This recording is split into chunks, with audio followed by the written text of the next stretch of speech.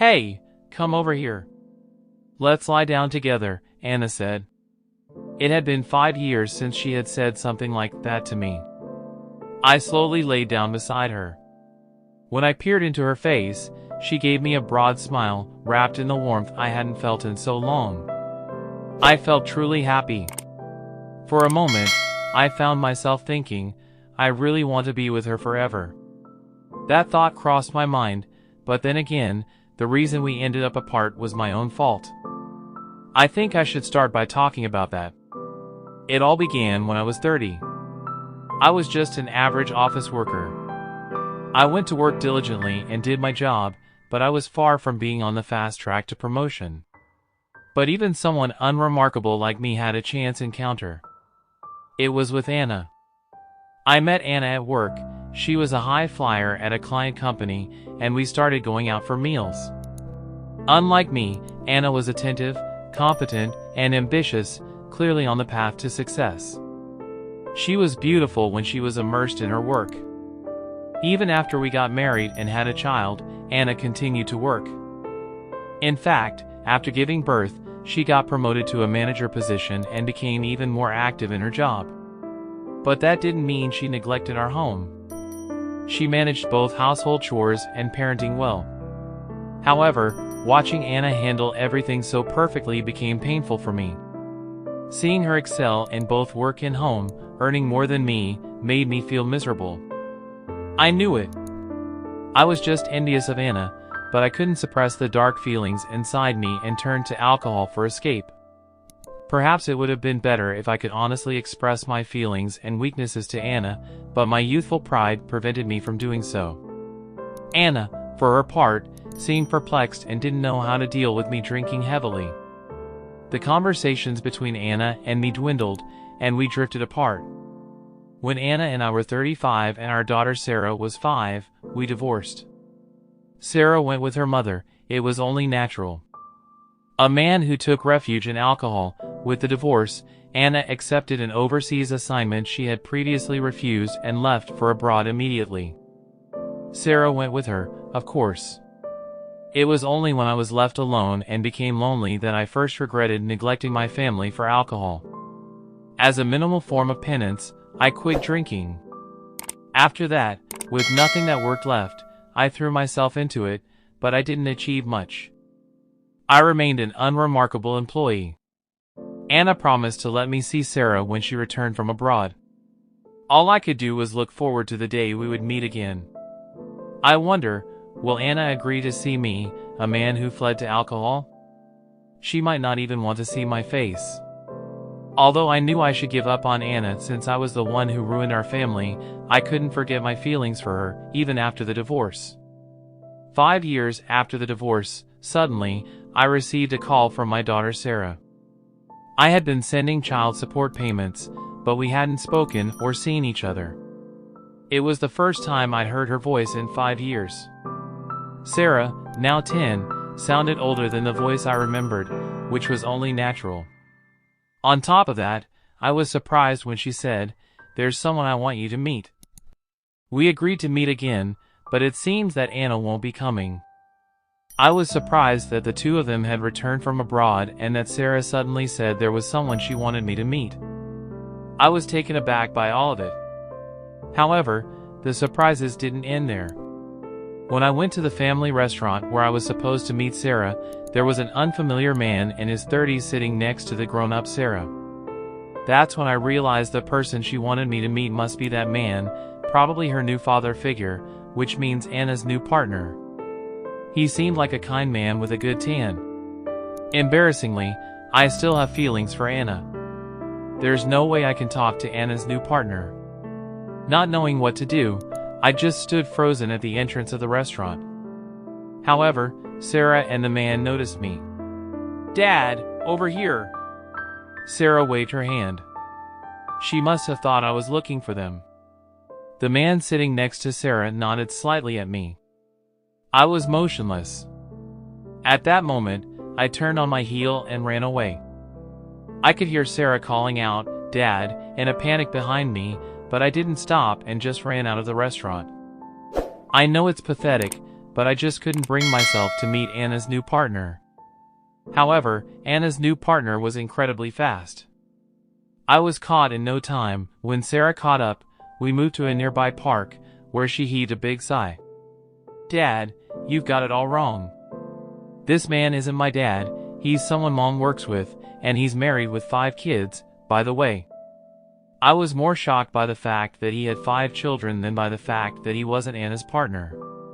Their home must be really lively. "Nice to meet you, I'm Tom. We're farmers. Anna has been a great help with our farm, learning its land and farm equipment. Sometimes I teach her about farming too. Today, when I said I wanted to meet my dad, he brought me all the way here." I was almost overwhelmed by the flood of information. How did Anna get to know someone from a farming community? Then Sarah revealed a surprising fact. Mom's helping out at the farm now. She quit her previous job. Tom added more details. Anna had broken down from overwork during her overseas assignment and had returned to America 3 years ago. Tom was an acquaintance of Anna's parents and helped Anna look for a house in the countryside when she expressed a desire to leave the corporate and city life behind. He also helped by letting out land and farm equipment and even helped her find work on his farm to earn an income for Anna and Sarah. He was a benefactor. I had no idea about any of this. I would have helped if she had told me, I thought, or maybe she didn't want to rely on me even when she was in trouble. As I was thinking this, Sarah said firmly, "The person I wanted you to meet is my mom." Mom was talking on the phone with Grandma, and I overheard. Mom said she wants to apologize to Dad. Apologize to me? For what? I don't know, but she said she wants to apologize but doesn't know how to bring it up. Now, Mom's been down lately, and I think she's worried about things with you. Will you meet her? The divorce was my fault, there's no reason for Anna to apologize to me. But this is actually perfect. I get to see Anna again. I told Sarah that I would visit Anna and Sarah's house soon. We set a date to meet and then parted ways. But my heart was racing. Ever since the divorce, my days have been filled with regret. Back then, drowned in alcohol, I hadn't even managed to apologize for causing the divorce. I resolved to properly apologize to her when we met. That's what I decided in my heart. The day I was to visit Anna and Sarah's house arrived quickly. In just under an hour, taking the express train and then a local train, the scenery outside transitioned from urban to serene countryside. I still couldn't believe that Anna, once a dynamic career woman, was now assisting with farming in the countryside. When I reached the address I had been given, I saw a traditional house surrounded by fields. Sarah had told me that Anna would be away until the evening, so Sarah was the only one to greet me. Now, all that was left was to wait for Anna's return. Welcome to our home. There were, of course, no coffee shops or cafes to kill time. I waited with Sarah, gazing at the vast fields, mountains, and prairies until Anna arrived. Suddenly, Sarah lay down on a patch of grass. "Hey, come over here. Let's lie down together." It had been 5 years since Sarah had said something like that to me. I slowly lay down next to her. She looked up at me and smiled broadly, wrapped in the warmth of the sun, which I hadn't felt in so long. I was enveloped in a moment of happiness. I had never thought I'd spend a day like this with Sarah again. Is today the only day like this? I couldn't help but wish for more days like this with Sarah. That thought crossed my mind inevitably. As Sarah and I relaxed, time seemed to fly by, and soon I heard a voice call, "Harry." I sat up and turned towards the voice, and there was Anna, whom I hadn't seen in 5 years. She was in work clothes I had never seen her in before, with a makeup-free face and suntanned skin. Though she used to dress more elaborately in the past, she looked healthier and more beautiful now. When Anna arrived, Sarah went inside. It seemed she wanted to give us some time alone. "Why are you here?" Anna asked. Sarah wanted to meet, so she came over. I left out the part about Anna wanting to apologize and instead told her about Sarah coming with Tom. Is that so? She wanted to see her father after all. But were you surprised that we live in the countryside? I was, honestly. I never imagined you living in the countryside or being involved in farming, I replied. At my words, Anna showed her first smile of the day. Me neither. But I got tired of the daily grind at the office. I just wanted to see some greenery. I see. But it's amazing that you've taken up farming as a job. Not really. I had zero knowledge at first, and it's only recently that I've been able to manage my own field. I still cover living expenses by helping Tom and other farmers. She must have found life overseas more challenging than I imagined if she's willing to go to such lengths to avoid returning to corporate life. I'm sorry for dumping all the parenting on you and when work got tough. Were the child support payments enough? Should I increase them? I don't mind, you know. No, that's okay. Actually, I haven't touched the child support. I was thinking of adding it to her future education fund. Are you still with the same company? Anna might have remembered how I struggled at work, became envious of her, and turned to alcohol. Yes, I am. I tried to throw myself into work after the divorce, but I'm still just a regular employee. Going to work every day and doing your job, that's amazing in itself. I wanted to apologize to you. Back then, I can understand why you turned to alcohol. Sometimes, I even thought you should try harder. But after breaking down from work myself, I understood the desire to escape. Work feels like a part of life, and when it's tough, it's unbearable. I'm sorry I wasn't there for you, that I didn't listen or support you. I shook my head at Anna's words. It's not about the work being tough. It's that comparing myself to someone as capable as you made me feel miserable. It's pathetic, I know. I fell for you because you were so cool and hardworking. I wish I could have been honest with you about how I felt, but my petty pride got in the way. Anna listened intently to what I had to say. So you felt that way. I wish I had listened to you back when we were married. Maybe I was too caught up in myself and too quick to dismiss you as weak. No, it was my fault for neglecting our family and turning to alcohol. It wasn't your fault at all. I've always wanted to apologize. I'm truly sorry for back then. After sharing our feelings, we, along with Sarah, had dinner together using vegetables from Anna's garden.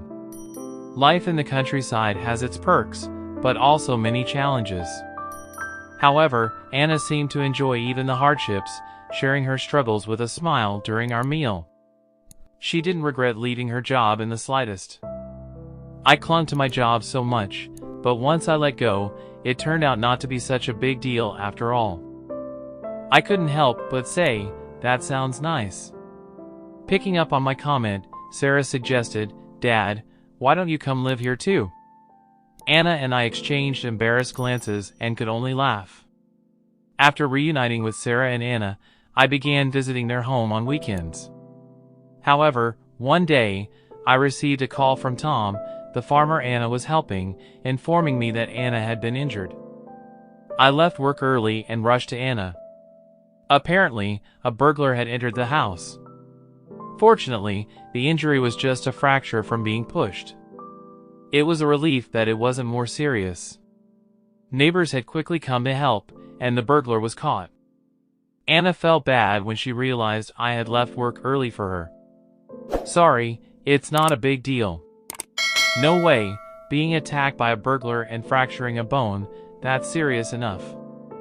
I used my paid leave to stay at Anna's house for a while. It was to help with chores and take care of Sarah. While it wasn't good that Anna got injured, the days spent together from morning till night were enjoyable. I even tried my hand at farming at Anna's place, but it was much harder work than I expected. I was laughed at by Anna and Sarah for being sore all over, but seeing their smiles made it feel like a lucky break. When it was time for me to leave, Sarah was in tears. Dad, please don't go. To Sarah's tearful plea, I replied, We'll be together starting next month. What? Why are you coming to stay again? I smiled at her question. Actually, I've been thinking of living with Mom and you again. Is that okay? Despite having been in tears just moments before, Sarah's eyes sparkled as she exclaimed, "Really?" and was overjoyed. In fact, I had started dating Anna again a little while ago. We had also made plans to live together again, and I had informed my company that I would be resigning in 2 months. But after the burglary incident, concerned about the safety of 2 women living alone, I asked to move my resignation forward. I'll only return to the company for handover purposes, planning to start my new life with Anna and Sarah next month. I've also been visiting agricultural cooperatives and other farmers on weekends to arrange for income opportunities in the area. We had planned to surprise Sarah, but her tears changed our plans. Though it wasn't a surprise anymore, Sarah's joy made everything worthwhile. Half a year later, Anna and I remarried, and the 3 of us are living together as a family. We don't have the same income as during my corporate days, and there's no convenience store nearby. It might seem inconvenient, but we're happy to enjoy the simplicity and have the mental space to appreciate it. The most valuable thing is having meals together as a family and sharing our daily experiences. Anna and I often talk about our relationship as a couple, knowing each other's weaknesses well by now, and have decided to openly discuss anything and find solutions together. In terms of farming, Anna is the senior. I'm learning from her, hoping to gain as much knowledge as she has. The days of feeling inferior and being bound by petty pride seem like a distant memory now. Since the bonds of our family, which I thought were irrevocably broken, have been reconnected, I am determined to cherish my family more than ever this time. This is just one part of the countless stories waiting for your viewing. If you'd like to continue this exciting journey with us, don't forget to follow our channel for more videos. Each story brings a new lesson, and every video is a fresh adventure. So, to continue with these adventures and hear more stories, be sure to follow our channel and enjoy our new videos. We look forward to seeing you in our next story.